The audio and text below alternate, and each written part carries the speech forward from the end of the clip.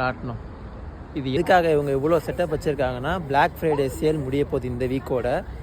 நான் எதுவுமே பர்ச்சேஸ் பண்ணல, எனக்கு டைமும் கிடைக்கல.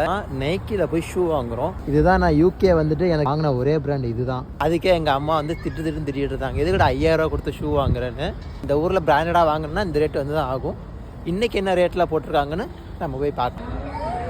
சப்பா ஃபைனலி நைக்கி ஷோரூம் வந்தாச்சு. நிறைய ஆஃபர்ஸ் இருக்கும், 30%, 40%லாம் ஆஃபர்ஸ் இருக்கும். இந்த மாதிரி ஒரு ஷூக்கும் அவங்க ப்ரைஸ் இந்த இடத்துல எழுதியிருப்பாங்க. வந்து நம்ம ஊர் காசுக்கு 2800 வரும் இந்த ஷூ. இது 3100 வரும் இந்த ஷூ.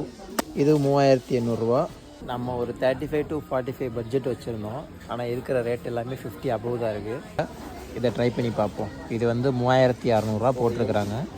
இது கொஞ்சம் அன்கம்ஃபர்டபுளாக இருக்குது நடக்க.